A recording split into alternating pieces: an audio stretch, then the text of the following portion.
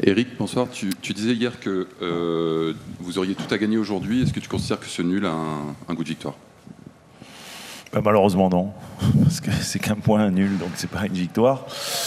Maintenant, c'est vrai que je trouve que sur l'ensemble du match, c'est quand même très encourageant ce qu'on a proposé, ce qu'on a montré, et surtout, on a une grosse période en deuxième mi-temps où pendant au moins 25 minutes, 30 minutes, on a vraiment mis en difficulté cette équipe.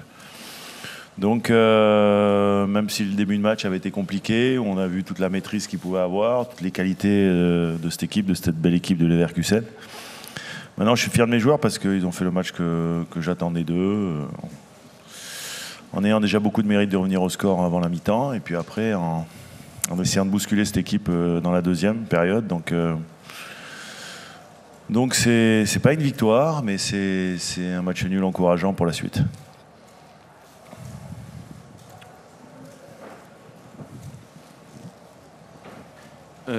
Tu parlais de cette équipe justement qui a été bousculée en deuxième période. Comment ça s'est produit en fait de prendre le dessus sur cette équipe de Leverkusen? C'est mental, c'est tactique? Comment tu l'expliques? Ouais, c'est un peu tout, de toute façon. Et puis c'est aussi de l'engagement, c'est aussi de s'engager plus, d'être plus près des adversaires, de les mettre sous pression. Et même quand tu as des grands joueurs en face et que tu leur laisses moins de temps pour respirer, pour jouer, ils sont comme les autres. De temps en temps, ils rentrent des ballons et du coup, tu inverses le rapport de force. Donc c'est vrai que c'était pas très bien engagé sur le début de la première période, même dans le cœur de la première période où on sentait qu'il y avait quand même beaucoup de maîtrise. Et c'est vrai que, j'allais dire, le grand mérite de mes joueurs, c'est d'être déjà revenu au score, mais après aussi, c'est d'avoir été capable d'inverser cette tendance, ce rapport de force. Donc félicitations à eux. Maintenant, le seul petit regret, c'est de ne pas avoir concrétisé justement ce bon moment, quoi. Effectivement, cette période où on aurait pu faire la différence. Maintenant, voilà, on voit qu'il y a beaucoup de qualité en face et que aussi sortir de ce match avec ce match nul, c'est quand même une belle satisfaction. Bonsoir Eric. Bonsoir. Tu disais récemment que tu étais toujours à la recherche d'un match référence en Ligue 1. On a l'impression qu'en Ligue des Champions, vous en êtes déjà à 3 matchs référence ou presque. Comment tu expliques, je dirais pas peut-être ces deux visages, mais quand même l'impression de ne pas avoir tout à fait la même équipe cette année en Ligue 1 et en Serie 1. Ouais, je sais pas, je pense que sur le dernier match contre Rennes, je pense que dans le contenu, c'était quand même pas mal. On avait retrouvé un peu nos vertus aussi de l'année dernière. Malheureusement, il nous a manqué l'efficacité. Et on sait que l'efficacité, c'est ce qui est le plus difficile en football, de marquer des buts. Et pour ça, il faut avoir des joueurs devant de grande qualité. On en a. Ils l'ont prouvé ce soir. Et c'est vrai que oui, il y a peut-être un petit supplément d'âme dans cette compétition, ce qui peut se comprendre. Je pense que les joueurs, forcément, quand ils préparent ce genre de match, il y a forcément inconsciemment peut-être un engagement supplémentaire, mais en tous les cas, je sais qu'ils ne trichent pas et que quand on a eu des couacs en championnat ou qu'on a fait des moins bonnes prestations, voilà, c'était qu'à un moment donné peut-être, et ça va être le cas peut-être à Reims, parce qu'on joue déjà dans 3 jours, donc et contre une très bonne équipe, et c'est vrai que quelque part, on sait que c'est justement les écueils qui nous attendent tout au long de la saison, avec ces deux compétitions à mener de front, et on sait que la Champions League, au-delà de l'aspect physique, c'est l'aspect aussi psychologique, où vous laissez beaucoup de plumes, beaucoup d'énergie, donc voilà, maintenant... on va essayer de se rattraper en championnat et de continuer à avancer, même si effectivement on est bien conscient d'avoir raté notre début de championnat, quoi. Bonsoir Eric. Bonsoir.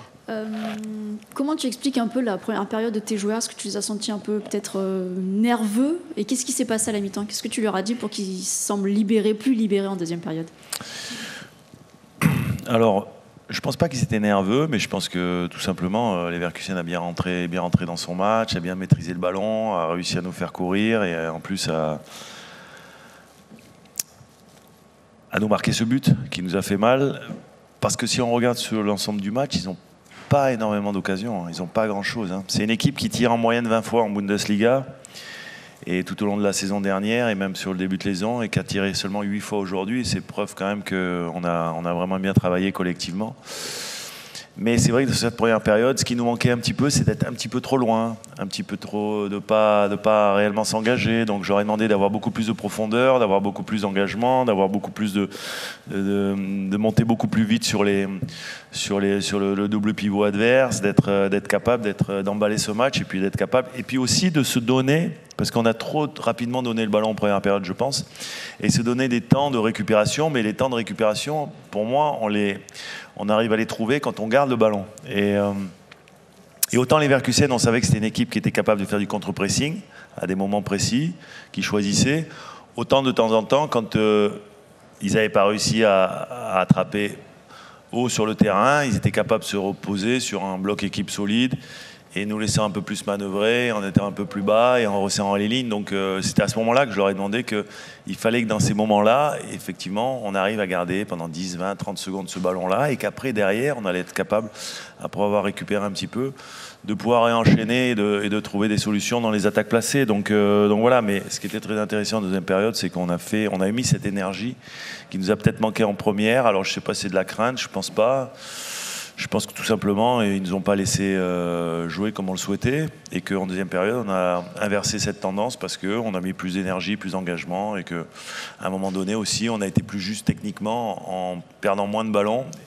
Et inversement, ce sont eux qui, en étant un peu bousculés, parce que je pense qu'on les a bien bousculés quand même pendant 25-30 minutes, en deuxième période, et c'est à ce moment-là eux qui nous ont rendu pas mal de ballons faciles en dégageant un petit peu comme ils pouvaient, donc c'est comme ça aussi qu'on arrive à inverser une tendance, quoi. Bonsoir Eric. Bonsoir. On sent que vous êtes entre deux sentiments, un petit peu de regret et puis en même temps de la fierté. Est-ce qu'à un moment on a envie de dire à ces joueurs à la fin du match c'est extraordinaire, c'était en face quand même le champion d'Allemagne, ou est-ce qu'on doit se retenir parce qu'il y a de l'ambition, parce que l'appétit vient en mangeant aussi? Non, mais je crois qu'il faut toujours dire à ces joueurs ce qu'on pense réellement. C'est vrai que tu as raison, il y a de la fierté, bien sûr. Stade Brestois, quand même, qui reçoit les Leverkusen, je crois qu'il a joué 56 matchs en étant invaincu l'année dernière. Et depuis, ils ont perdu qu'un match cette année, donc voilà, contre Leipzig. Bien sûr qu'il y a de la fierté, bien sûr que je leur dirai dès demain, parce que là, c'est vrai qu'avec toutes les obligations médiatiques des uns et des autres, on a du mal à avoir un vestiaire au complet après le match. Donc non, c'est important. C'est toujours important de dire ce qu'on pense, de féliciter quand c'est le cas, de aussi pointer du doigt quand ça va pas. Et moi, j'essaie toujours d'être très juste aussi dans mes analyses avec vous, mais aussi avec eux, et qu'à un moment donné, il faut aussi savoir reconnaître quand on fait quelque chose de bien et quand on doit s'améliorer. Après, je pense sincèrement que dans ce match, on aurait pu être sur les demi-temps comme la première. Donc il y a toujours aussi quelque part cette volonté de s'améliorer et d'essayer de trouver encore des axes de progression. Donc voilà, ça fait plaisir. Je pense que les joueurs, ça leur donne de la confiance aussi. Maintenant, il nous reste encore beaucoup de choses, et le prochain match ne sera pas facile avec ce déplacement à Prague en Champions League. Et puis dans 3 jours, il va falloir remettre le couvert à Reims, et ça va pas être non plus une partie de plaisir, je pense. Eric, 7 points après 3 matchs. J'imagine que si on t'avait dit ça avant la compétition, tu aurais peut-être eu du mal à le croire. Première question. Et deuxième question, est-ce que tu penses maintenant que la qualif est un vrai objectif qui vous tend les bras? Alors, c'est sûr que 7 points après 3 matchs, on ne l'aurait pas cru forcément. On aurait signé les 2 mains. Maintenant, je pense que la qualification est dans nos têtes déjà depuis nos 2 premières victoires. Déjà depuis notre première victoire contre Sturm Graz, parce que, et je l'avais dit, je pense que c'était un tournant pour nous et qu'il était très important de bien rentrer dans la compétition, et que gagner ce premier match nous permettait d'aborder le second dans des très bonnes conditions, ce qu'on a réussi à faire, même si là-bas aussi à un moment donné on a souffert. Mais bon, en Champions League, quand on est le Stade Brestois, on ne peut pas imaginer ne pas souffrir dans ce genre de match. Donc, Et aujourd'hui, je pense que ce match de Leverkusen, on l'a aussi abordé dans de très bonnes conditions parce qu'il y avait eu ces 2 victoires précédemment. Donc aujourd'hui, je pense que sincèrement, bien sûr que les joueurs pensent à éventuellement être au tour suivant, même via un barrage. Maintenant, quelquefois, les derniers points sont les plus difficiles à prendre, donc on verra. Mais on va déjà se concentrer pour notre retour sur Terre et dans le championnat. Et puis après, quand ce sera le moment de préparer Prague, on verra ça. Mais en tous les cas, c'est sûr que maintenant, ça devient un objectif. Il ne faut pas non plus se cacher et faire les faux ambitieux, quoi. Non, il y a bien sûr la volonté. Je pense que les joueurs ont cette volonté aussi, et quelque part, c'est bien, quoi. Bonsoir Eric. Bonsoir. Juste un mot sur le but de Les Melou qui sonne un peu la révolte. Non, mais ce but, c'est justement une des rares actions en première période où on s'est engagé vraiment. On est allé dans la surface adverse et où on a fini par quelque chose. Je demande souvent que quand on rentre dans les 20-30 derniers mètres, je veux qu'on finisse par des centres, par des tirs, par des choses comme ça. Donc là, il y a eu une percussion, on est rentré dans la surface, il y a Mady Camara qui a récupéré le ballon et qui a centré. Ce ballon, il a été légèrement dévié, je crois, et puis il est retombé sur le bon joueur, le joueur qu'il fallait peut-être, lui qui est très adroit dans ce genre de situation, et qui a fait un geste juste pour pouvoir nous remettre sur les rails, parce que c'est vrai que ce but, il est aussi important juste avant la mi-temps, pour revenir au score. Donc c'était un peu le scénario idéal pour nous. Et c'est vrai qu'avec le retour de Pierre, on s'améliore, on améliore le collectif aussi, parce que c'est un joueur important pour nous, il a prouvé tout au long de la saison. On n'oublie pas un grand absent aussi, comme Bradley Loco, qui a été la révélation la saison dernière et qui nous manque beaucoup, parce que je pense qu'il aurait mérité lui aussi de faire partie de cette aventure. Maintenant, voilà, il y a des joueurs qui jouent, qui font le travail, qui le remplacent notamment, et qui